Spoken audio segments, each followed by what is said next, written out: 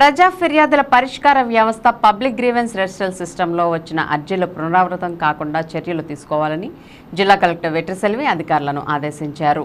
సోమవారం స్థానిక కలెక్టరేట్ గోదావరి సమావేశ మందిరంలో నిర్వహించిన పీజీఆర్ఎస్ కార్యక్రమంలో జిల్లా joint collector P Dhatri Reddy, DRO D Pushpamani, RDO NSK Kajavali, DRDA PD R Vijayaraju, special deputy కలెక్టర్లు భాస్కర్రావు, ఎం ముక్కంటిలతో కలిసి జిల్లా కలెక్టర్ వెట్రిసెల్వి ప్రజల నుంచి వినతులు స్వీకరించారు. ఈ సందర్భంగా జిల్లా కలెక్టర్ మాట్లాడుతూ అర్జీల పరిష్కారంలో ఎటువంటి నిర్లక్ష్యం వహించరాదని, నిర్ణీత కాల వ్యవధిలో నాణ్యమైన పరిష్కారం చూపాలని అన్నారు. అర్జీదారుల నుంచి స్వీకరించే వినతులపై తక్షణ పరిష్కారానికి అధికారులు చిత్తశుద్ధితో పనిచేయాలని కోరారు. కార్యక్రమంలో జిల్లా అధికారులు తప్పక హాజరు కావాలని కలెక్టర్ స్పష్టం చేశారు. ప్రతి అర్జీదారుడు సంతృప్తి చెందేలా పరిష్కారం ఉండాలని, అసంతృప్తితో అర్జీలు రీఓపెన్ కాకుండా తగు జాగ్రత్తలు తీసుకోవాలని అన్నారు. తంగెళ్లమూడికి చెందిన చొదుమెళ్ల బాలకృష్ణ తమ ఇంటి స్థలం ఆక్రమణకు గురవుతుందని ఆ స్థలానికి సరిహద్దులు నిర్ణయించి ఆక్రమణలు తొలగించాలని కోరుతూ అర్జీ అందజేశారు.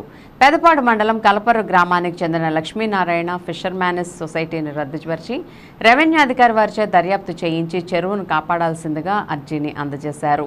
వంగూరు గ్రామానికి చెందిన చలసాని వెంకట సంపత్ కుమార్ తమ కుమారునికి తాతగారు వీలునామా రాసి ఉన్న దాని ప్రకారం రిజిస్ట్రేషన్ కార్యాలయంలో ఆన్లైన్ చేయించాల్సిందిగా అర్జీ అందజేశారు. చింతలపూడి మండలం తేగలవంచకు చెందిన వెంకటేశ్వరరావు తమ భూమిని ఆన్లైన్ మరియు అడంగల్ నందు నమోదు చేయాలని అర్జీ అందజేశారు. అదేవిధంగా హౌసింగ్, ఫీజు రీయింబర్స్మెంట్, పోలీస్ కేసులు, భూమి తగాదాలు తదితర సమస్యలపై అర్జీలు వచ్చినట్లు కలెక్టర్ తెలిపారు. కార్యక్రమంలో వివిధ శాఖల జిల్లా అధికారులు, కలెక్టరేట్ కార్యాలయ ఏవో నాంచారయ్య, సిబ్బంది తదితరులు పాల్గొన్నారు.